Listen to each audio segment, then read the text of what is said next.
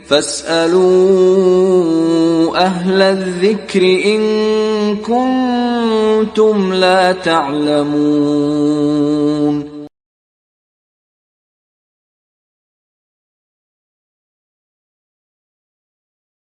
إن الحمد لله نحمده ونستعينه ونستغفره ونعوذ بالله من شرور أنفسنا ومن سيئات أعمالنا.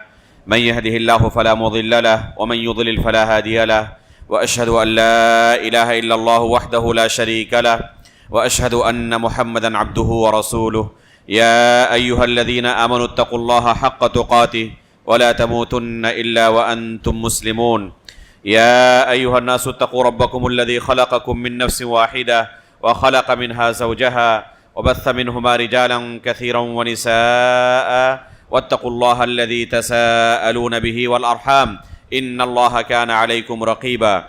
يا أيها الذين آمنوا اتقوا الله وقولوا قولا سديدا يصلح لكم أعمالكم ويغفر لكم ذنوبكم، ومن يطع الله ورسوله فقد فاز فوزا عظيما. أما بعد، فإن أصدق الحديث كتاب الله، وأحسن الهدي هدي محمد صلى الله عليه وسلم، وشر الأمور محدثاتها، وكل محدثة بدعة، وكل بدعة ضلالة، وكل ضلالة في النار. محترم و مکرم حاضرین مجلس، بزرگوں، دوستوں، اسلامی بھائیوں اور پردہ نشین ماؤں و بہنوں، گزشتہ کئی دروس سے ہم علامہ عبدالعزیز بن عبداللہ بن باز رحمہ اللہ کی ایک بہت ہی مایہ ناز کتاب الدروس المہمہ لعامۃ الامہ، یعنی عام لوگوں کے لیے دین کے ضروری اور اہم اسباق کی شرح سن رہے ہیں۔ گزشتہ درس میں اسلام کے ایک عظیم رکن زکوٰۃ کے متعلق بعض اہم مسائل کا تذکرہ آپ کے سامنے کیا گیا تھا، باتیں مکمل نہیں ہو پائی تھی۔ انشاءاللہ آج کے اس درس میں زکوٰۃ کے متعلق ہی اور بعض اہم احکام و مسائل کا تذکرہ کیا جائے گا۔ گزشتہ درس میں آپ کے سامنے بیان کیا گیا تھا کہ یہ اسلام کا ایک عظیم رکن ہے، اور نماز کے ساتھ اللہ رب العالمین نے قرآن کریم کے اندر بے شمار آیتوں میں زکوٰۃ دینے کا بھی حکم دیا ہے۔ اقیموا الصلاۃ وآتوا الزکاۃ، اس طرح کی آیتیں قرآن کریم کے اندر بے شمار ہیں۔ تو زکوٰۃ ایک اسلام کا عظیم رکن ہے، اگر کوئی اس کا انکار کرے، اس کی فرضیت کا منکر ہو تو دائرہ اسلام سے خارج ہو جائے گا، لیکن اگر فرضیت کا منکر نہ ہو تو حاکم وقت کو چاہیے کہ زبردستی ایسے لوگوں سے زکوٰۃ لے، اور ساتھ میں جرمانے کے طور پر آدھا مال بھی اس شخص سے لیا جائے گا جو زکوٰۃ دینے سے انکار کرے گا، گرچہ اس کی فرضیت کا قائل ہو۔ کن چیزوں میں زکوٰۃ واجب ہے؟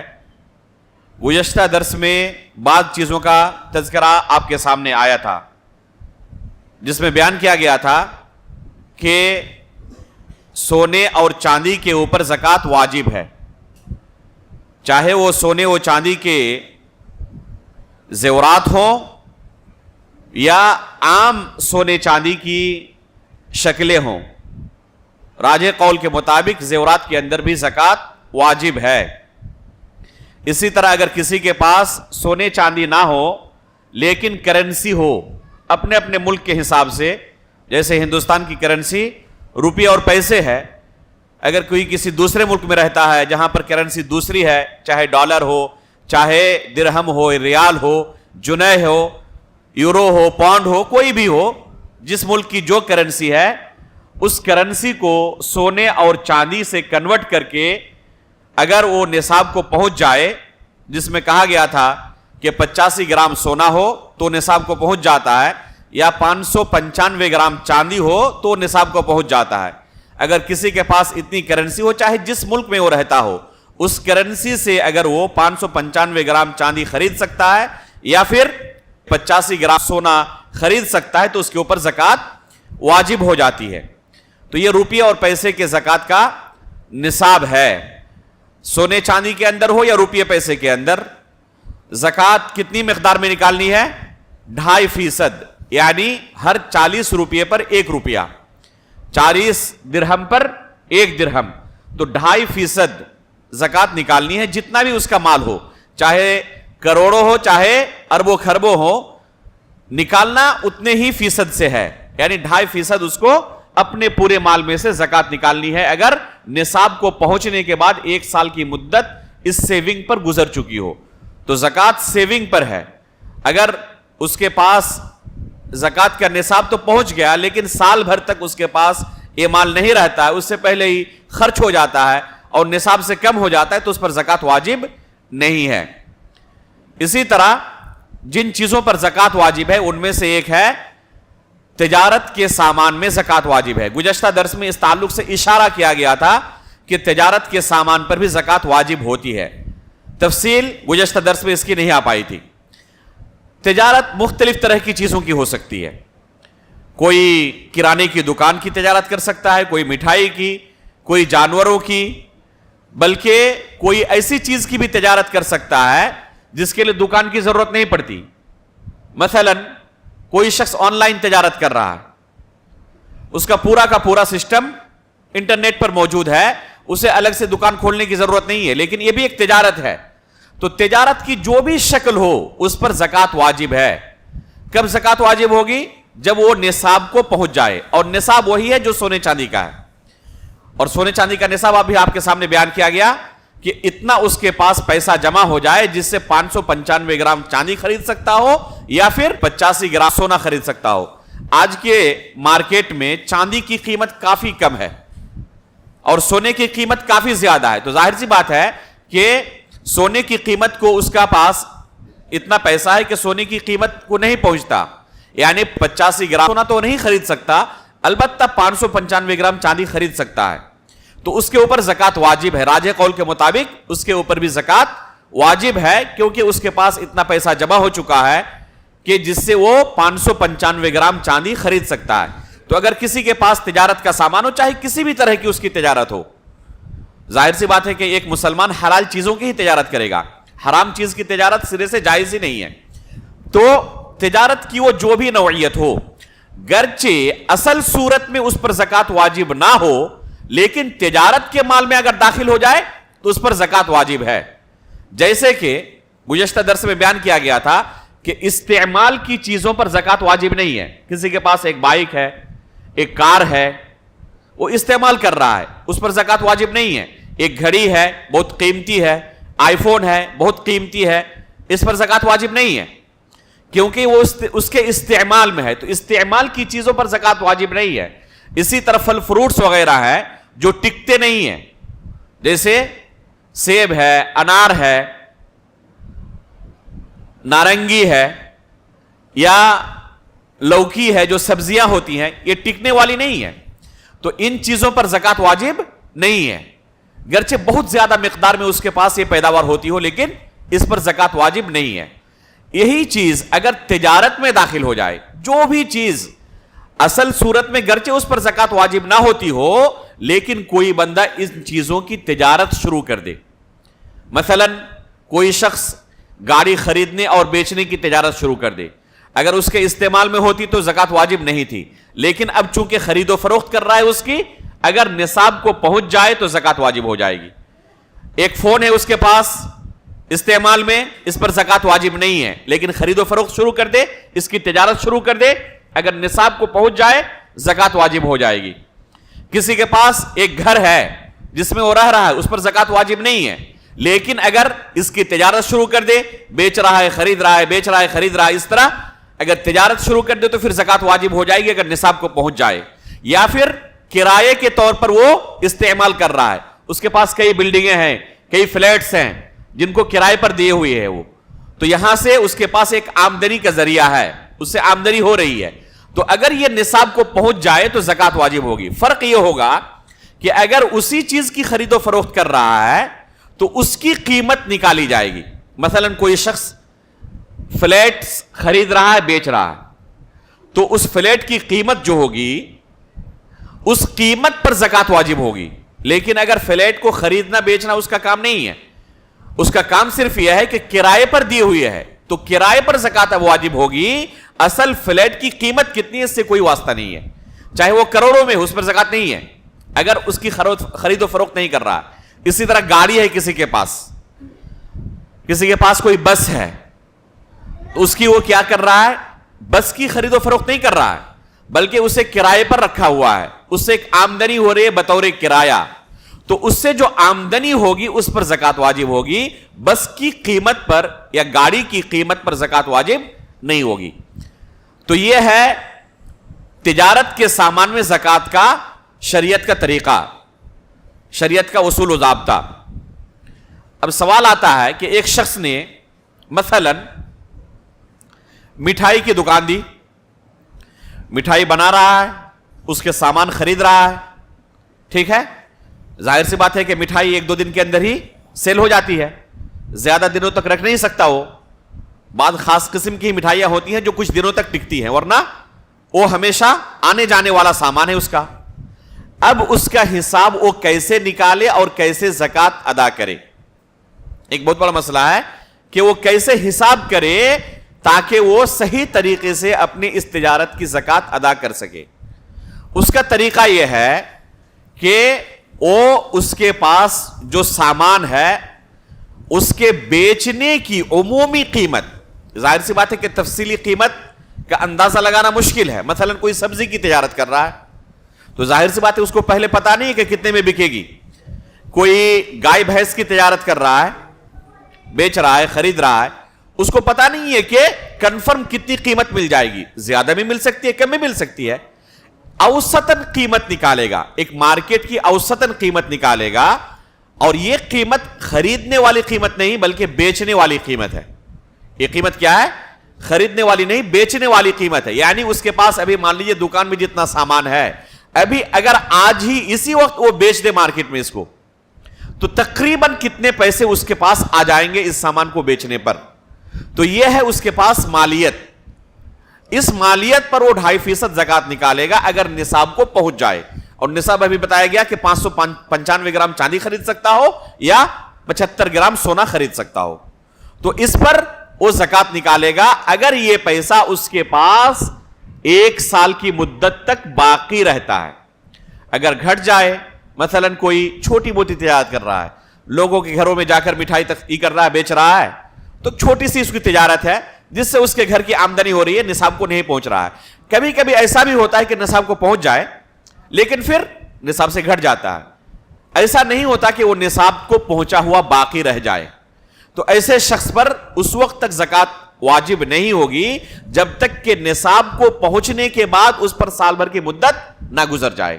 اگر سال بھر کی مدت نہیں گزرتی ہے, مثلا 10 مہینے تک اس نے تجارت کی, اس کے بعد کوئی ضرورت پیش آنے کی بنا پر اسے پورا سامان بیچنا پڑا, 2-3 مہینے تک وہ تجارت سے دور رہا, پھر دوبارہ اس نے تجارت شروع کی, تو ظاہر سی بات ہے کہ سال بھر کی مدت اس کے پاس نہیں گزری ہے اس پیسے پر, تو اب اس پر زکات واجب نہیں ہوگی. سال بھر کی مدت گزرنا ضروری ہے. کب سے؟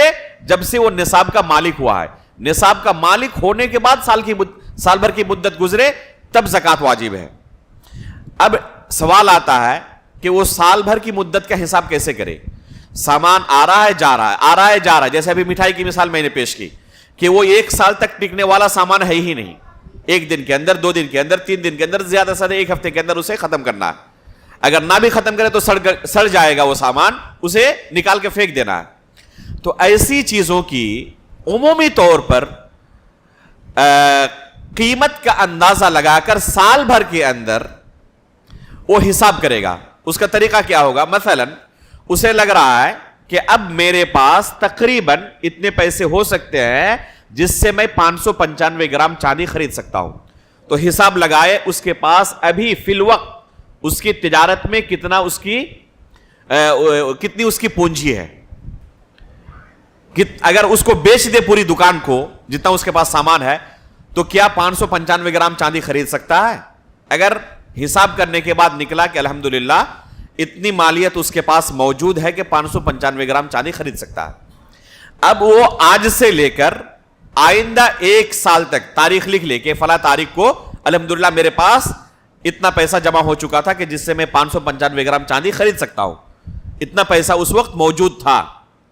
اب 1 سال کے بعد وہ حساب کرے کہ اس کے پاس آج کی تاریخ میں سال مکمل ہونے کے بعد کتنی مالیت موجود ہے، کتنا پیسہ اس کے پاس موجود ہے۔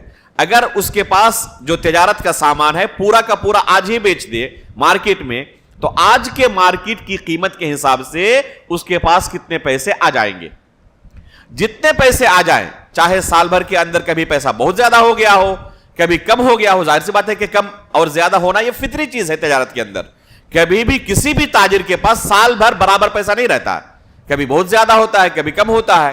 البتہ یہ شرط ہے کہ نصاب سے کم نہ ہو جائے، نصاب سے اوپر رہے، تو کبھی کم کبھی زیادہ ہوا اس سے کوئی فرق نہیں پڑتا۔ ابھی کوئی پیسہ ایسا بھی ہو سکتا ہے کہ اس کے پاس 1 ہفتہ پہلے آیا ہے، اس پر سال بھر کی مدت نہیں گزری ہے۔ کوئی پیسہ ایسا بھی ہو سکتا ہے کہ اس کے پاس آیا ہے یا کوئی سامان اس کی دکان میں آیا ہے جس پر ابھی 1 مہینے کی مدت بس گزری ہے، سال بھر کی مدت بعض سامانوں پر نہیں گزری ہے، اس سے کوئی فرق نہیں پڑتا۔ سال بھر کے بعد جب سال بھر گزر جائے تو اس دن وہ حساب کرے کہ آج اس کے پاس کتنا مال موجود ہے، اس کے بعد اس سے 2.5% زکات نکال دے۔ پھر 1 سال تک اسے دوبارہ حساب کرنے کی ضرورت نہیں ہے، 1 سال تک دوبارہ حساب کرنے کی اسے کوئی ضرورت نہیں ہے۔ پھر 1 سال کے بعد وہ حساب نکالے کہ کتنا اس کے پاس مال موجود ہے، پھر اس سے 2.5% زکات نکال دے۔ تو یہ ایک آسان سا طریقہ ہے۔ ایک دوسرا طریقہ ہے جو بہت ہی مشقت والا ہے، وہ یہ کہ روزانہ اس کے پاس کتنا مال موجود ہے وہ حساب کرتا رہے۔ ظاہر سی بات ہے کہ بڑا مشقت والا کام ہے، روزانہ اپنے تجارت کے مال کا حساب کرنا آسان کام نہیں ہے۔ اب وہ حساب کرے کہ آج جو پیسہ میرے پاس آیا ہے یا جو سامان آیا ہے، اس پر جب سال گزرے گا، پھر 10 دن کے بعد 1 مہینے کے بعد کوئی نیا سامان آیا، اس پر جب سال گزرے گا تو ہر سامان پر سال گزرنے پر وہ ہر وقت زکات نکالتا رہے سال بھر۔ اس طرح اس سامان پر سال گزرا ہے، اس سامان پر سال پھر گزر گیا، 10 دن کے بعد ایک نیا سامان آیا ہے، اس پر جب سال گزر گیا، اس طرح بار بار حساب کرتا رہے اور بار بار زکات نکالتا رہے۔ ظاہر سی بات ہے کہ بڑا مشقت والا کام ہے یہ، اس لیے آسان سا طریقہ یہ ہے کہ سال بھر کے اندر کوئی ایک دن متعین کر لے، اس دن پورے تجارت کے سامانوں کا حساب نکالے، جتنی مقدار میں اس کے پاس سامان موجود ہو، اگر آج ہی مارکیٹ میں بیچ دے تو کتنا پیسہ آ سکتا ہے، اتنے پیسے سے 2.5% زکات نکال دے، اس کے ذمے سے الحمدللہ وہ یہ معاملہ ختم ہو جائے گا، وہ بری الذمہ ہو جائے گا، اب اس کی اور گرفت نہیں ہوگی۔ یہ آسان سا طریقہ ہے۔ اب کوئی کہہ سکتا ہے کہ ابھی سال بھر کی مدت نہیں گزری ہے پھر بھی اس نے زکات نکال دیا، اور ابھی ہم نے کہا ہے کہ سال بھر کی مدت گزارنا ضروری ہے۔ تو چونکہ یہ مشقت والا معاملہ ہے، ہر سامان پر سال بھر کی مدت کا حساب کرنا، اس وجہ سے المشقت تجلب التیسیر کے قاعدے کے تحت یہ آسانی پیدا کی ہے شریعت کی طرف سے۔ دوسرا ہے مسئلہ کہ عبداللہ بن عباس رضی اللہ تعالیٰ عنہ سے مروی ہے کہ وہ زکات کو وقت کے پہلے ہی ادا کر دیا کرتے تھے، اور یہ جائز ہے۔ اگر کوئی شخص سال بھر سے پہلے ہی زکات ادا کر دے ایڈوانس، تو اس کی شریعت میں گنجائش ہے، ایڈوانس زکات ادا کرنے کی گنجائش ہے۔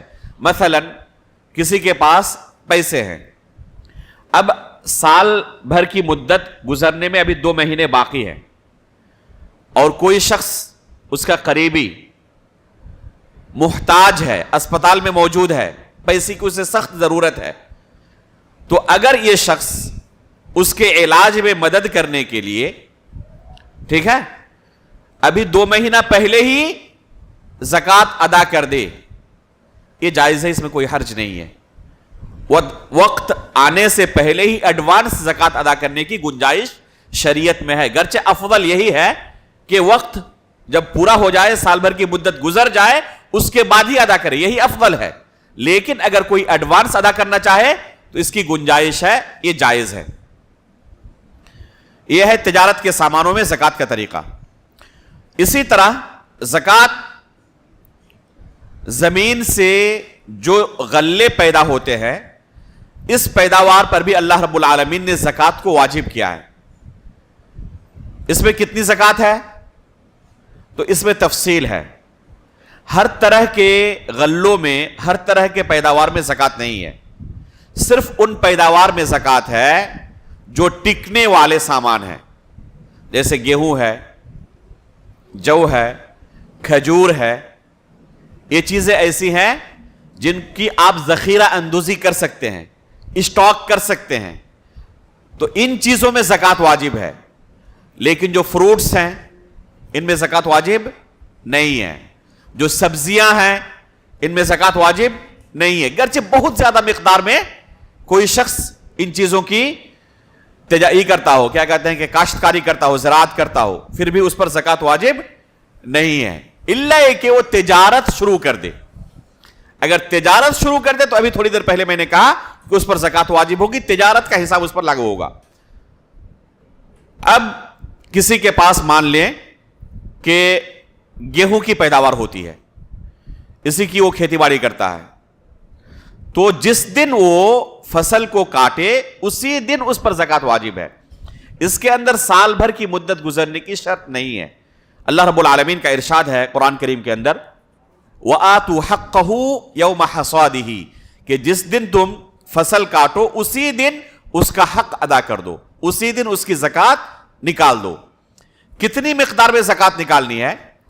تو 60 وسق سے اگر زیادہ پیداوار ہو تو اس پر زکوٰۃ واجب ہے. وسق کس کو کہتے ہیں؟ حدیث کے اندر آیا ہے، اللہ کے رسول صلی اللہ علیہ وسلم فرماتے ہیں، لَيْسَ فِي مَا دُونَ 5 أَوْسُقٍ مِّنَ التَّمَرِ صَدَقَةٌ، کہ 5 وسق کھجور سے کم میں زکوٰۃ واجب نہیں ہے. اگر 5 وسق سے زیادہ ہو جائے تو زکوٰۃ واجب ہے. اسی طرح صحیح مسلم کا لفظ ہے، لیس فی حب ولا تمر صدقہ حتی یبلغ 5 اوسق، کسی غلے میں یا کھجور میں اس وقت تک زکوٰۃ واجب نہیں ہوتی جب تک کہ 5 وسق کو نہ پہنچ جائے، جب تک کہ 5 وسق کو وہ نہ پہنچ جائے. اور وسق کسے کہتے ہیں؟ وسق 60 سا کو کہتے ہیں. ایک مقدار ہے یہ، جب 60 سا ہو جائے تو اسے ایک وسق کہتے ہیں. اور سا کسے کہتے ہیں؟ اکثر و بیشتر لوگ سا جانتے ہیں، اس لیے کہ اس لفظ کا استعمال ہمارے معاشرے میں موجود ہے. کب ہم استعمال کرتے ہیں اس لفظ کو؟ ماہ رمضان کے آخر میں عید الفطر کے موقع پر، جب زکوٰۃ الفطر ادا کرنا ہو تو اس وقت ہر شخص کی طرف سے 1 سا زکوٰۃ الفطر ہم ادا کرتے ہیں. ہمارے ملک میں سا بھی اب تقریباً ناپید ہو چکا ہے، نہیں ہے. بعض عرب ممالک میں آج بھی سا کا وجود ہے. مثلا مدینے کے اندر کئی بار خود میرا سابقہ ہوا، جب آٹا خریدنے چکی گیا میں، تو وہ لوگ آٹا سا سے بیچتے ہیں. اسی طرح گیہوں آپ لیں گے اس سے تو سا سے وزن کر کے وہ بیچتے ہیں. تو آج بھی مدینے کے اندر چکیوں میں آٹا گیہوں وغیرہ بیچنے کا رواج سا میں موجود ہے، خود میں نے دیکھا ہے. تو 1 سا میں یہ صدقۃ الفطر واجب ہے. 1 سا اس کی مقدار ہے جس کے اوپر صدقۃ الفطر واجب ہو چکا ہو، اس کی طرف سے 1 سا ادا کیا جائے. اب اس کو اگر آپ کنورٹ کریں گے کلو کے حساب سے تو آپ کنفرم نہیں کہہ سکتے کہ کلو کے حساب سے اس کی مقدار کتنی ہوگی، کیونکہ اسی سا کے اندر مختلف طرح کے اجناس کو آپ وزن کریں تو الگ الگ اس کی مقدار آئے گی.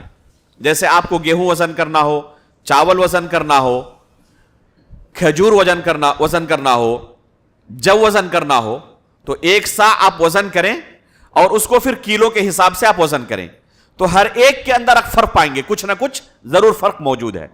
اس لیے کنفرم یہ کہنا کہ 2.5 کلو ہے یا 260 گرام ہے، 2 کلو 600 گرام ہے، 700 گرام ہے، 750 گرام ہے، 3 کلو ہے، اس طرح کنفرم کہنا ممکن نہیں ہے. تقریباً کہا جاتا ہے اسی وجہ سے، تقریباً 2.5 کلو سے لے کر 3 کلو تک 1 سا کی مقدار ہوتی ہے. تقریباً 2.5 کلو سے لے کر 3 کلو تک. اگر کوئی 2.5 کلو ادا کر دے انشاءاللہ ادا ہو جائے گا. کوئی احتیاط کے طور پر تھوڑا زیادہ ہی کرے تب بھی انشاءاللہ کوئی حرج نہیں ہے. اس لیے کہ سا کا رواج اور چلن ہمارے معاشرے میں نہیں ہے، مجبوری ہے کہ ہم کلو کے حساب سے ہی وزن کر کے اس کو نکالیں. اب 60 سا کو آپ اگر کلو سے کنورٹ کریں تو کتنا ہو جائے گا؟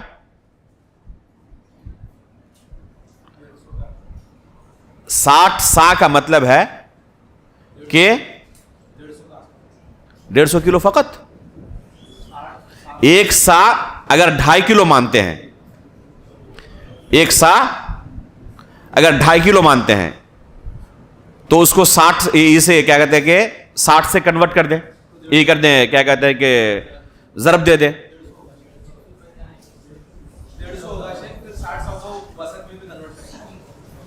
ہاں تو 150 کلو ہوگا نا, 60 سا تقریباً 150 کلو. اب اس کو 5 سے پھر دوبارہ ضرب دیں تو کتنا نکلے گا؟ اس لیے کہ 5 وسق سے کم میں زکات واجب نہیں ہے, تو تقریباً 750 کلو ہوتے ہیں, تقریباً 750 کلو, 7.5 کوئنٹل.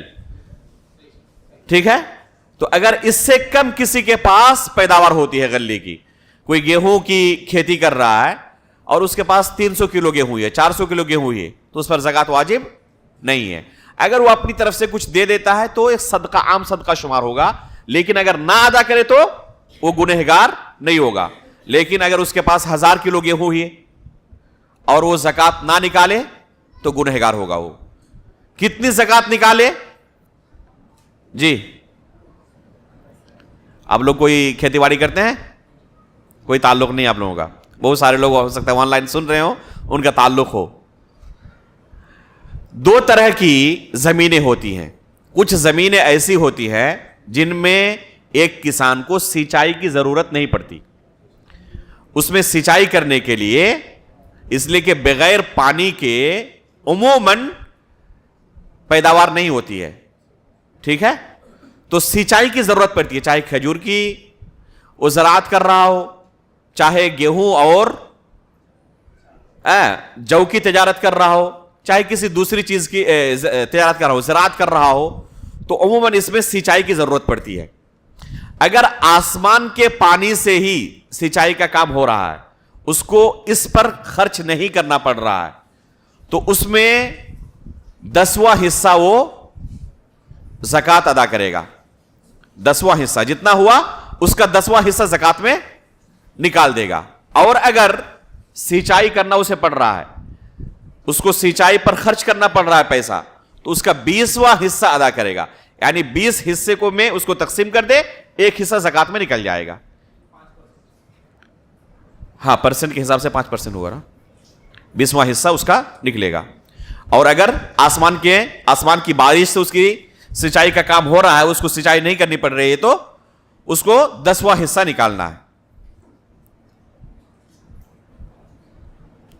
آخر میں اگر کوئی شخص مویشی پال رہا ہے, کسی کے پاس جانور بہت ہے, اور پرانے زمانے میں عموماً لوگوں کے پاس اصل مال یہی ہوتا تھا.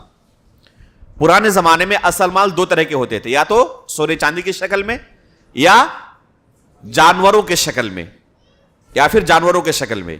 زمانہ جیسے جیسے بدلتے جاتا ہے تو لوگوں کے پاس مال جو اصل ہے اس کی کیفیت بدلتی جاتی ہے. آج کے زمانے میں اصل مال کس کو مانا جاتا ہے؟ کرنسی کو. جس کے پاس روپے پیسے ہے وہ مالدار ہے.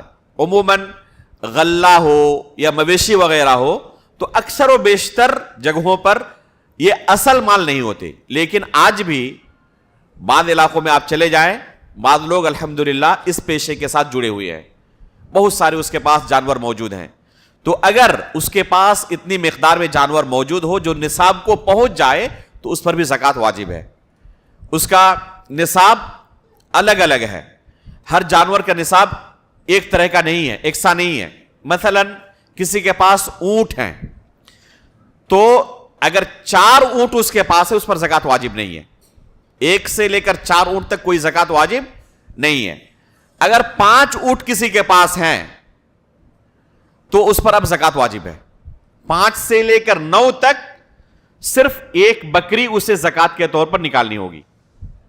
5 سے لے کر 9 تک 1 بکری اسے زکات کے طور پر نکالنی ہوگی, اونٹ نہیں. اس کے پاس ہے اونٹ لیکن زکات میں کیا نکالے گا؟ بکری نکالے گا.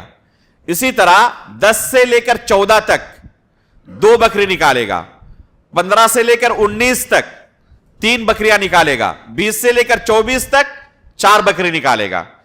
اسی طرح ایک لمبا نصاب ہے اونٹ کا, عموماً ہمارے یہاں اونٹ نہیں پایا جاتا، الا کہ کوئی راجستھان سے تعلق رکھنے والا ہو تو ہو سکتا ہے کہ اس علاقے میں آج بھی بہت سارے لوگ اونٹ کو کیا کرتے ہیں، اپنے یہاں پالتے ہیں، اور ان کے پاس اونٹ کی مقدار کافی ہوتی ہے تو ان کو ضرورت پڑ سکتی ہے۔ اگر کسی کے پاس بکریاں ہوں، اور بکریاں آج بھی دیہاتوں کے اندر کافی مقدار میں پائی جاتی ہے، ہمارے اس معاشرے میں بکریوں کا رواج ہے الحمدللہ، اگر کسی کے پاس 40 سے کم بکریاں ہوں تو اس پر زکوٰۃ واجب نہیں ہے۔ اگر کسی کے پاس 39 بکریاں ہیں، زکوٰۃ واجب نہیں ہے۔ جیسے ہی 40 بکری پہنچ جائے اب اس پر زکوٰۃ واجب ہے، اور نصاب کا مالک ہو چکا ہے۔ جیسے ہی 40 بکری پہنچے وہ نصاب کا مالک ہو گیا، اب کیا زکوٰۃ نکالے گا؟ وہ 40 سے لے کر 120 بکری تک اس کے اوپر صرف ایک بکری زکوٰۃ واجب ہے۔ اگر اس کے پاس 120 بکریاں ہیں، چاہے 40 ہو چاہے 120 بکری ہو، اسے زکوٰۃ کے طور پر صرف ایک بکری نکالنی ہوگی۔ اگر کسی کے پاس 120 سے زائد بکریاں ہیں، 121 ہے، 130 ہے، 40 ہے، تو 200 بکریوں تک 2 بکری اس کو زکوٰۃ میں نکالنی پڑے گی۔ 201 سے لے کر 300 تک 3 بکری اس پر زکوٰۃ میں واجب ہوگی، اور 300 کے اوپر جیسے پہنچ جائے تو ہر 100 پر ایک بکری، ہر 100 پر ایک بکری اس طرح بڑھتی جائے گی۔ حدیث کے اندر خصوصی طور پر ایک تنبیہ آئی ہوئی ہے کہ زکوٰۃ سے بچنے کی وجہ سے اگر الگ الگ بکریاں ہیں تو اکٹھا نہ کیا جائے، یا اکٹھا ہے تو ان کو الگ الگ نہ کیا جائے۔ جیسے 2 شخص کے پاس 2 لوگ ایک ساتھ بکریوں کو پال رہے ہیں، ٹھیک ہے؟ اب ان کے پاس 50 بکریاں ہیں، اس پر کتنی زکوٰۃ واجب ہو جائے گی؟ ایک بکری کی زکوٰۃ واجب ہو جائے گی۔ اب انہوں نے کیا کیا، جیسے ہی زکوٰۃ کا وقت پہنچا، اب زکوٰۃ نکلنے کا وقت قریب آیا ہے، کہا کہ تم اپنی 25 بکریاں لے لو، میں اپنی 25 بکریاں الگ کر لیتا ہوں۔ ساتھ میں دونوں ایک ساتھ پال رہے تھے اجتماعی شکل میں، اب زکوٰۃ کا وقت قریب آنے سے پہلے انہوں نے اپنی بکریاں تقسیم کر لی 25 کر کے۔ اب 40 سے کم ہونے کی وجہ سے ان پر زکوٰۃ واجب ہے؟ ان پر زکوٰۃ واجب نہیں ہے۔ تو یہ جائز نہیں ہے کہ زکوٰۃ سے بچنے کی وجہ سے اجتماعی بکری کو الگ الگ کر لے، یا اسی طرح پہلے الگ الگ تھے، زکوٰۃ کا وقت قریب آئے تو دونوں اکٹھا ہو جائے۔ مثلا ایک شخص کے پاس 100 بکریاں ہیں، اور ایک دوسرے شخص کے پاس 50 بکریاں ہیں، دونوں کے اوپر ایک ایک بکری زکوٰۃ واجب ہوگی۔ اب انہوں نے کیا کیا، یا دونوں کے پاس مان لیے 50 بکریاں ہیں، دونوں کے پاس 50 بکریاں، دونوں پر ایک ایک بکری زکوٰۃ واجب ہوگی۔ اب انہوں نے کیا کیا، زکوٰۃ کا وقت آنے سے پہلے اپنی بکریوں کو جمع کر لیا، تو اب کل ملا کر کتنی بکری ہو گئی؟ 100 بکری ہو گئی۔ 100 پر کتنی زکوٰۃ واجب ہوگی؟ اب ایک بکری زکوٰۃ واجب ہوگی۔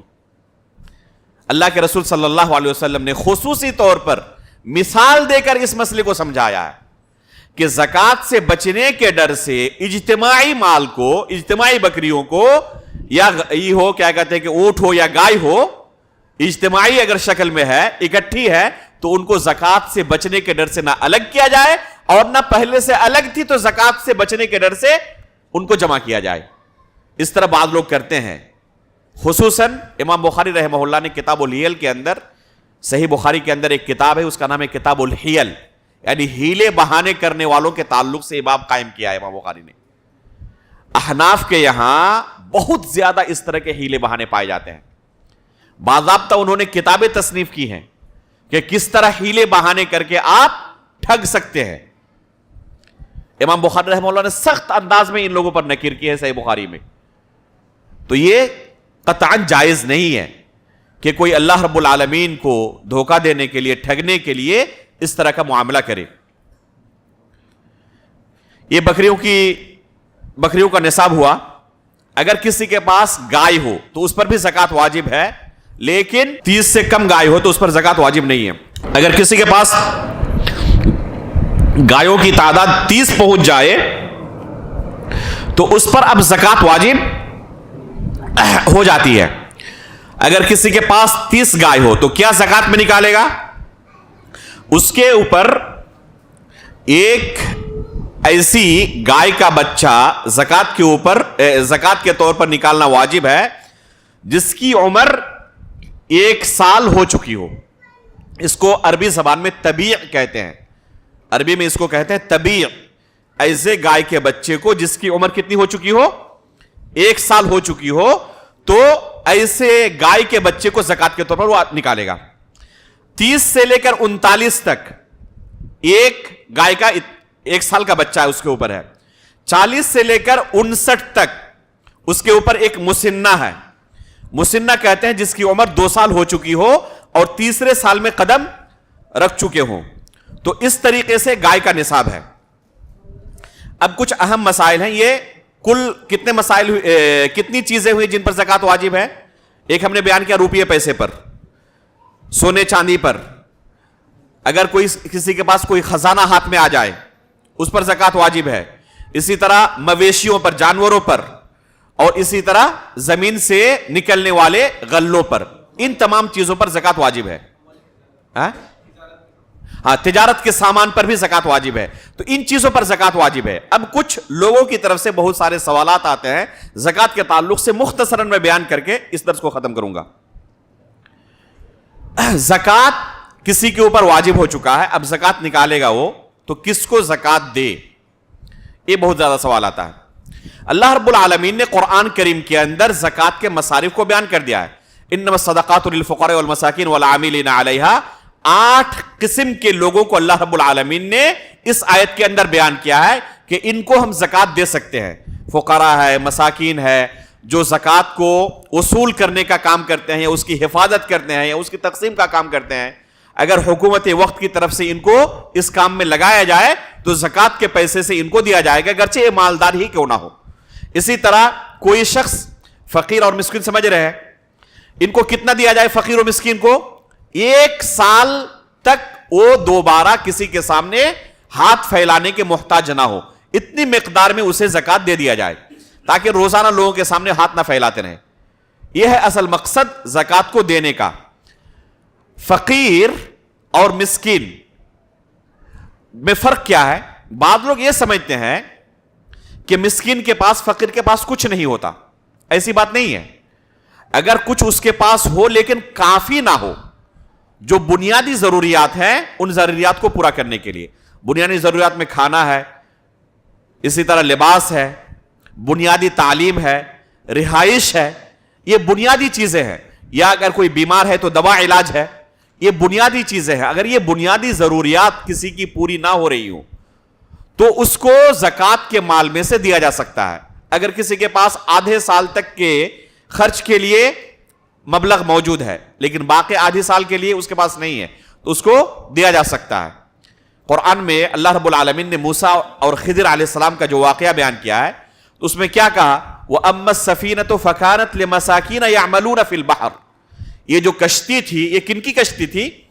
चंद मिस्कीनों की कश्ती थी जो दरिया में क्या करते थे?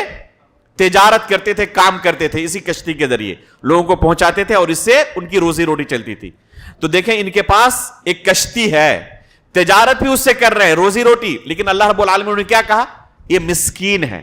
तो मिस्कीन का माना ये नहीं है उसके पास कुछ भी ना हो एकदम, तब उसको ज़कात के तौर पर दिया जा सकता है। नहीं, उसके पास हो लेकिन काफी ना हो तो उसे ज़कात के तौर पर दे सकते हैं। इसी तरह अगर कोई शख्स कर्जदार हो, किसी से कर्ज लिया है और कर्ज अदा नहीं कर पा रहा है तो उसे ज़कात के तौर पर दिया जा सकता है। यह इतना आसान नहीं है कि कोई भी किसी तरह का कर्ज ले और उसको ज़कात के तौर पर दिया जाए। किसी को एक शानदार फ्लैट खरीदना है, 2 करोड़ उसकी कीमत है, उसके पास क्या है? 1 लाख रुपया भी नहीं है। क्या क्या? ज़कात ले लिया, क्या कहते हैं, कर्ज ले लिया लोगों से कि ज़कात से हम वसूल कर लेंगे। इसलिए कि जो कर्जदार हो, मकरूज हो, उसको ज़कात के पैसे से दिया जाएगा। उसने सुना, ऐसे लोगों के लिए नहीं है।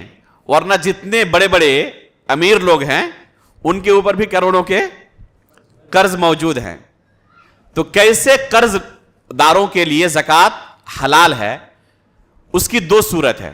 پہلی صورت یہ ہے کہ لوگوں کے درمیان اختلافات ہوئے، جھگڑے ہو گئے، ان کے درمیان صلح کرانے کے لیے پیسے کی ضرورت پڑی. عمر فاروق رضی اللہ تعالیٰ عنہ کی جب وفات ہوئی، ان کے اوپر کافی زیادہ قرض تھا. یہ قرض کیسا تھا؟ کیا اپنے گھر کی ضروریات کے لیے قرض لیا تھا؟ نہیں، لوگوں کے درمیان صلح کرانے کے لیے. دو قبیلوں کے درمیان جھگڑا ہو گیا، ان کے درمیان صلح کرانے کے لیے کافی زیادہ پیسہ خرچ کرنا پڑا. تو اس طرح وہ قرض لیتے تھے. یہ بہت اچھی چیز ہے اگر کوئی اس طرح لوگوں کے درمیان جن کے آپس میں جھگڑے ہیں صلح کرائے تو، اور پیسہ اگر خرچ ہو رہا ہے تو زکوٰۃ کے مال میں سے ایسے شخص کو مدد کی جا سکتی ہے. ایک بہترین راستہ ہے زکوٰۃ کا پیسہ خرچ کرنے کا. تو اس طرح اگر لوگوں کے درمیان صلح کرانے کے لیے کسی کو قرض کی ضرورت پڑے تو اس کو، گرچہ وہ خود مالدار ہو لیکن چونکہ لوگوں کے درمیان صلح کرانے کے لیے اس نے پیسہ لیا تھا قرض کے طور پر، تو اس کو زکوٰۃ کے مال میں سے دیا جائے گا. دوسری صورت ہے کہ کوئی اپنے گھریلو ضروریات کے لیے قرض لیا ہو. کیسی ضروریات؟ جو بنیادی ضروریات ہیں. کھانے کے لیے گھر میں پیسے نہیں ہیں، گھر کے اندر راشن نہیں ہے، پہننے کے لیے کپڑے نہیں ہیں، اپنے لیے اور اپنے بال بچوں کے لیے، رہنے کے لیے گھر نہیں ہے، کرائے کے لیے پیسے نہیں ہیں، بچے بیمار ہیں، خود بیمار ہے، علاج نہیں کر پا رہا ہے. تو یہ بنیادی ضروریات ہیں. بچے کو پڑھا نہیں پا رہا ہے، جاہل ہے، تو ان بنیادی ضروریات کے لیے وہ قرض لیا ہوا ہے. تو ایسے شخص کو زکوٰۃ کے مال میں سے دیا جائے گا تاکہ وہ قرض ادا کر دے. تو اس طرح قرض لینے والوں کو بھی زکوٰۃ کے مال میں سے دیا جا سکتا ہے. اسی طرح تالیف قلب کے لیے، تالیف قلب کی تین صورتیں ہو سکتی ہیں. ایک ہے کہ کوئی شخص کافر ہے، اس کے اندر اسلام کی امید دکھ رہی ہے کہ اس کے اوپر اگر محنت کی جائے تو وہ شخص اسلام قبول کر سکتا ہے، تو ایسے شخص کو زکوٰۃ کے پیسے سے دیا جا سکتا ہے. یا کوئی کافر ہے اور اس کے ظلم و ستم مسلمانوں پر کافی زیادہ ہو رہے ہیں، تو اس کے شر سے بچنے کے لیے زکوٰۃ کے پیسے کو خرچ کیا جا سکتا ہے. یا اسلام کوئی قبول کیا ہے، نیا نیا مسلمان ہے، نو مسلم جس کو ہم کہتے ہیں، تو ایسے شخص کو دل جوئی کے لیے زکوٰۃ کا پیسہ دیا جا سکتا ہے. تو یہ ہے تالیف قلب کے لیے. اسی طرح اگر کوئی شخص مسافر ہے تو اس کو بھی زکوٰۃ کا پیسہ دیا جا سکتا ہے. مسافر کا مطلب یہ ہے کہ حالت سفر میں اس کے پاس اچانک کوئی حادثہ پیش آ گیا جس وجہ سے ابھی اس کے پاس گھر پہنچنے کے لیے پیسہ نہیں ہے، اس کو زکوٰۃ کے پیسے سے دیا جا سکتا ہے. گرچہ اپنے اصل ملک میں، اپنے اصل وطن میں، اپنے علاقے میں وہ مالدار ہی کیوں نہ ہو، کروڑ پتی ہی کیوں نہ ہو، لیکن آیا تھا کسی دوسرے علاقے میں اور اس کا بٹوا کیا ہو گیا؟ چوری ہو گیا. اب وہ بالکل فقیر ہو گیا، اب گھر نہیں پہنچ سکتا. تو ایسے شخص کو گرچہ وہ اپنے گھر میں مالدار ہے، زکوٰۃ کا پیسہ دیا جا سکتا ہے. اسی طرح فی سبیل اللہ زکوٰۃ کا پیسہ خرچ کیا جا سکتا ہے. فی سبیل اللہ کی تفسیر جو سلف سے منقول ہے وہ ہے جہاد. جہاد فی سبیل اللہ کے اندر زکوٰۃ کا پیسہ خرچ کیا جائے گا. کیا اس کے اندر علم کے راستے میں خدمت کرنے والے داخل ہیں یا نہیں ہیں؟ اس بارے میں علماء کے درمیان شدید اختلاف ہے. علماء کی ایک لمبی جماعت ہے جو کہتے ہیں کہ اگر کوئی شخص طلب علم کے لیے یا علم کی نشر و اشاعت کے لیے متفرغ ہے، متفرغ مطلب اس کے لیے اپنا پورا وقت صرف کر رہا ہے اور الگ سے وہ پیسہ کمانے کے لیے وقت نہیں نکال پا رہا ہے، تو ایسے شخص کو، جیسے کوئی پڑھ رہا ہے اگر، تو ظاہر سی بات ہے کہ پڑھنا لکھنا یہ فل ٹائم ڈیوٹی ہے. وہ اگر تجارت کرنے کے لیے جائے گا، دوسرے کے ہاں کام کرنے کے لیے جائے گا تو پڑھ نہیں پائے گا. تو ایسے شخص کو پڑھنے کے لیے زکوٰۃ کے پیسے سے دیا جا سکتا ہے. علماء کی ایک جماعت کی رائے ہے. اور جیسے کہ میں نے کہا کہ شدید اختلاف ہے، معمولی قسم کا نہیں، شدید اختلاف ہے. بہت سارے علماء کہتے ہیں کہ نہیں، یہ فی سبیل اللہ خاص ہے جہاد کے لیے، بس جہاد کے میدان میں کوئی ہو تو صرف اس کو دیا جا سکتا ہے اسلحے خریدنے کے لیے یا اس کے اوپر خرچ کرنے کے لیے، بس یہی ہے، دوسرے راستے اس میں داخل نہیں ہے. تو یہ ایک مختلفی مسئلہ ہے، جس کا دل جس فتوے پر مطمئن ہو عمل کر سکتا ہے.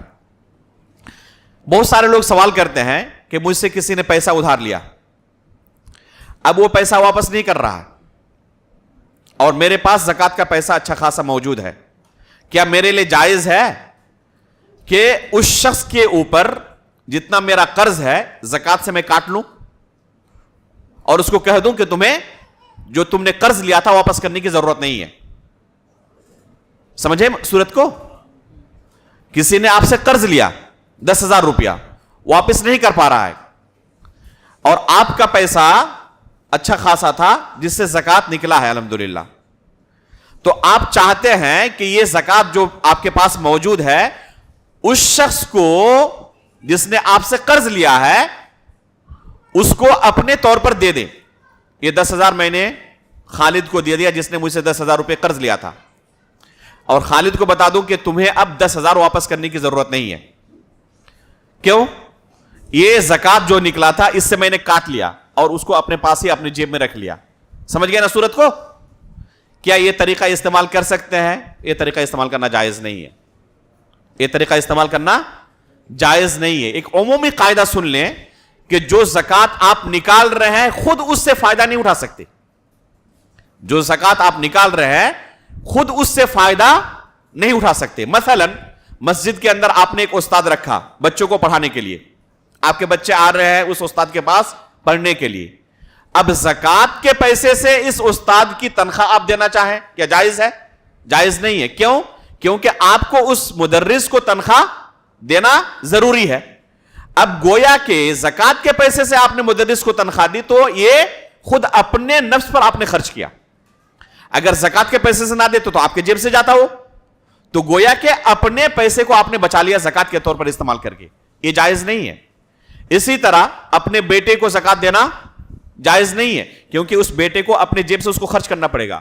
بیوی کو زکات دینا جائز نہیں ہے. والدین کو زکات دینا جائز نہیں ہے. اگر بہن بھائی وغیرہ ہے جو آپ کے گھر میں رہتے ہیں اور آپ ان پر خرچ کر رہے ہیں, شرط آپ نے سنی, آپ کے گھر میں رہتے ہیں آپ ان پر خرچ کر رہے ہیں تو ان کو زکات نہیں دے سکتے. لیکن اگر وہ الگ رہ رہے ہیں, آپ ان پر خرچ نہیں کر رہے ہیں, ٹھیک ہے, اور وہ مستحق ہیں زکات کے, تو ان کو زکات دے سکتے ہیں. البتہ اپنے بچوں کو, والدین کو, دادا دادی کو یا پوتے پوتیوں کو زکات نہیں دے سکتے کیونکہ ان کا نان و نفقہ آپ کے اوپر ہے. تو گویا کہ ان کو دینا اپنے اوپر ہی زکات کا پیسہ خرچ کرنا ہے. تو اس طریقے سے زکات کو آپ استعمال نہیں کر سکتے جس میں خود آپ اپنے نفس پر خرچ کریں گے. اسی طرح ایک سوال آتا ہے کہ میرے پاس زکات کا کچھ پیسہ نکلا ہے, اب میں ایک شخص کو دینا چاہتا ہوں لیکن اس کی حالت یہ ہے کہ اگر آج اس کو پیسہ دو تو کل خرچ کر دے گا. سال بھر تک کے لیے میں نے ایک اندازہ لگایا کہ تقریباً اس کا اتنا خرچ ہو سکتا ہے, لیکن وہ نشیڑی ہے مثلا یا جوا کھیلنے والا ہے, اس کے اندر اس کے گھر میں بچے بلک رہے ہیں بھوک سے, بچوں کو کھانے کا نہیں مل رہا, اس لیے آپ نے رحم کرتے ہوئے اس کو زکات دیا, لیکن اس نے کیا کیا, پورا پیسہ لے جا کر جوئے میں ختم کر دیا. تو کیا ایسے موقع پر جائز ہے کہ اسے پورا کا پورا مبلغ ایک ساتھ نہ دے کر اپنے پاس ہی اس کو محفوظ رکھوں یا کسی دوسرے کے پاس اس کو محفوظ رکھوں اور وقتاً فوقتاً کچھ کچھ اس کو روپیہ دیتا رہوں تاکہ اس کا خرچ چلتا رہے؟ یا کوئی مثلا بچہ مدرسے میں پڑھ رہا ہے, غریب اور فقیر ہے, اس کے سال بھر کے لیے اب ظاہر سی بات ہے کہ کافی خرچ آنے والا ہے, ایک ہی بار اگر اس کو پیسہ دے دیں تو ہو سکتا ہے کہ وہ پیسہ لے کر دوسرے کام میں چلا جائے, پڑھنا لکھنا ہی چھوڑ دے, ہو سکتا ہے. کسی کے اوپر قرض ہے اور قرض کی وجہ سے ابھی کہا گیا کہ زکات اس کو دے سکتے ہیں آپ. اب آپ نے اسے دیا قرض ادا کرنے کے لیے, اب اس نے کیا کیا, اس کو بجائے یہ کہ قرض ادا کرنا چاہیے تھا جا کے ایک اچھی سی گاڑی خرید کے لائے اس زکات کے پیسے سے. تو کیا ایسے موقع پر جائز ہے کہ آپ اس کو ایک بارگی پورا پیسہ نہ دے دیں, کچھ کچھ بچا کر رکھیں اور اسی کو دیں, لیکن مختلف اوقات میں سال بھر اس پر صرف کریں؟ تو اصل حکم اس کا یہ ہے کہ زکات کو فوراً نکالنا ضروری ہے اور مستحق کے ہاتھ تک پہنچانا ضروری ہے. اصل حکم اس کا یہ ہے, الا کہ کہیں پر اگر واضح طور پر لگ رہا ہو کہ اصل اس کو اگر مالک بنا دیا جائے تو اس کا فائدہ تو ہونے والا نہیں, بہت زیادہ اس کا نقصان ہونے والا. تو ایسے موقع پر اس نقصان سے بچنے کے لیے جائز ہے کہ آپ یا تو اپنے پاس یا کسی دوسرے کے پاس اس کو محفوظ رکھیں اور وقتاً فوقتاً اسے دیتے رہیں. اس صورت میں انشاءاللہ کوئی حرج نہیں ہے. جس کو آپ زکات دے رہے ہیں, خصوصاً آپ کے اگر رشتہ دار ہیں اور وہ مستحق ہے, تو بہتر ہے کہ رشتہ داروں کو زکات کا پیسہ دیا جائے. اگر وہ آپ کے ماتحت نہیں ہے, ان پر آپ خرچ نہیں کر رہے, آپ کے گھر کے اندر نہیں رہ رہے ہیں, اور وہ آپ کے رشتہ دار اور مستحق ہیں, تو بہتر ہے کہ ان کو آپ زکات دیں. کیا ان کو بتانا ضروری ہے کہ پیسہ زکات کا ہے؟ بعض لوگ سوال کرتے ہیں. تو بتانا ضروری نہیں ہے, بلکہ اگر آپ کو یہ محسوس ہو کہ بتانے کی وجہ سے ہو سکتا ہے کہ رشتہ خراب ہو جائے, ضرورت ہونے کے باوجود ہو سکتا ہے قبول نہ کرے, تو بہتر ہے کہ اس کو نہ بتائیں, بغیر بتائے اس کو دے دیں. اللہ رب العالمین جان رہا ہے کہ آپ زکات کا پیسہ دے رہے ہیں, کافی ہے. اسی طرح سوال آتا ہے کہ جو ہم نفلی صدقہ نکالتے ہیں, یعنی مال کے اوپر واجب ہوا اس لیے نہیں, مثلا کوئی زمین کی کاشتکاری کر رہا ہے, اس کے پاس 750 کلو گرام اناج کی پیداوار نہیں ہوئی, اس سے کم ہوئی ہے, لیکن اپنے طور پر کچھ دینا چاہتا ہے. کوئی اپنے طور پر 100 روپیہ کسی شخص کو دینا چاہتا ہے, اس کو کہتے ہیں نفلی صدقہ, اس کے مال کے اوپر ابھی واجب نہیں ہوا ہے. تو کیا نفلی صدقے کے لیے بھی یہی مصارف ہیں جو سورہ توبہ کی اس آیت میں 8 مصارف کو ذکر کیا گیا ہے؟ تو کیا نفلی صدقے کے بھی یہی مصارف ہیں, یا نفلی صدقہ ہم کسی کو بھی دے سکتے ہیں؟ تو نفلی صدقے کے مصارف نہیں ہیں. البتہ فقراء و مساکین کو بھی نفلی صدقہ ہی دیا جائے, اس زیادہ بہتر ہے. لیکن کسی مالدار کو بھی اگر آپ نے نفلی صدقہ دے دیا تو اس میں انشاءاللہ کوئی حرج نہیں ہے. اس بارے میں بعض لوگوں کے ذہن میں یہ اشکال رہتا ہے, اور بعض لوگ تعجب کے ساتھ کہتے ہیں کہ کیسے ہو سکتا ہے کہ ہم صدقہ کسی امیر کو دیں, کسی مالدار کو دیں. تو حقیقت میں شرعاً و عقلاً اس میں کوئی حرج نہیں ہے. جیسے مسجد کے اندر آپ جو خرچ کرتے ہیں یہ صدقہ یا نہیں ہے, اس میں زکوٰۃ آپ نہیں دے سکتے, اس میں زکوٰۃ نہیں دے سکتے. لیکن جو پیسہ آپ نے خرچ کیا اس کو کیا کہا جائے گا؟ یہ صدقہ ہے. تو اس سے فائدہ اٹھانے والے کون ہوتے ہیں؟ صرف فقیر ہوتے ہیں یا امیر بھی ہوتے ہیں؟ سب ہوتے ہیں. تو اس میں کوئی حرج نہیں ہے, اس میں کوئی حرج نہیں ہے. میں نے تفصیل کے ساتھ اس موضوع پر لکھا ہے, میری فیس بک ٹائم لائن پر جائیں اور وہاں پر لکھیں مالداروں کے لیے نفلی صدقے کا حکم. تمام دلائل آپ کو وہاں پر انشاءاللہ تفصیل کے ساتھ مل جائیں گے. ایک سوال آتا ہے کہ قیمت ادا کرنا زکوٰۃ کے طور پر کیسا ہے؟ مثلا کوئی مویشیوں کا پالن پوشن کر رہا ہے, اس کے پاس کافی زیادہ مقدار میں جانور ہیں, یا کوئی کھیتی باڑی کر رہا ہے, اس کے پاس کافی مقدار میں غلے ہیں. تو غلے نہ دے کر, مثلا گیہوں کی وہ کاشتکاری کر رہا ہے, زراعت کر رہا ہے, اب اس کے اوپر مان لیجئے کہ 100 کلو گرام گیہوں زکوٰۃ نکالنا واجب ہوا. اب وہ 100 کلو گرام گیہوں نہ نکال کر اس کی جو مارکیٹ میں قیمت ہے, قیمت ادا کر دے. اس کا کیا حکم ہے؟ جائز ہے یا نہیں ہے؟ حقیقت میں جائز نہیں ہے. بہت سارے لوگ اس کو سیریسلی نہیں لیتے. یہ جائز نہیں ہے کہ آپ جس چیز پر زکوٰۃ واجب ہوئی ہے اس چیز کو نہ دے کر اس کی قیمت ادا کریں. صرف جہاں پر شریعت نے اس کی گنجائش رکھی ہے بس وہیں پر زکوٰۃ کے طور پر آپ قیمت کو ادا کر سکتے ہیں. اور شریعت نے جانوروں کے مسئلے میں بعض صورتوں میں درہم اور دینار کی بات کی ہے کہ مثلا کسی کے پاس زکوٰۃ اتنی نکلی کہ اب وہ بغیر درہم و دینار کے ایک جانور نہیں دے سکتا. وہ یعنی اس کے اوپر جو زکوٰۃ کی مقدار ہے وہ ایک جانور سے کم ہے.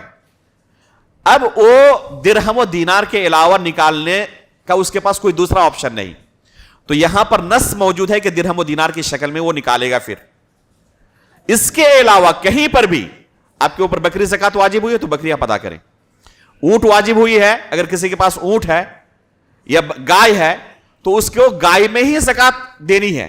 اگر کسی کے اوپر گائے زکوٰۃ واجب ہوئی ہے اور وہ بکری ادا کرے اس کی زکوٰۃ نہیں ہوگی, اس کی قیمت دے دے اس کی زکوٰۃ نہیں ہوگی.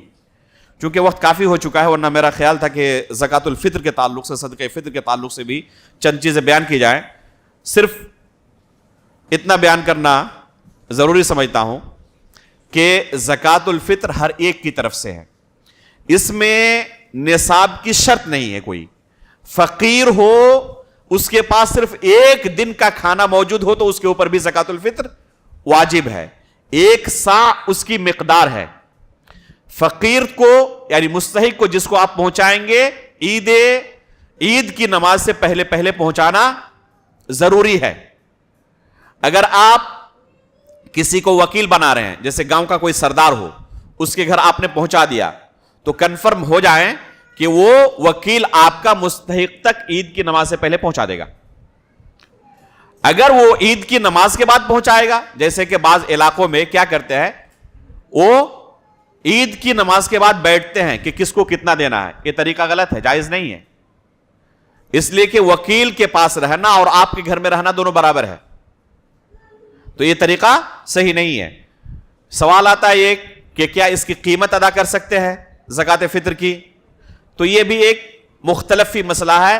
زمانہ قدیم سے ایک مختلفی مسئلہ چلا آ رہا ہے.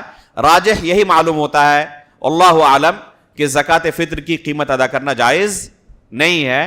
حالانکہ بعض علماء نے اس کی قیمت ادا کرنے اور روپے پیسے کی شکل میں ادا کرنے کو جائز بھی کہا ہے، لیکن دلائل کو دیکھنے کے بعد راجح یہی معلوم ہوتا ہے کہ قیمت ادا کرنا جائز نہیں ہے.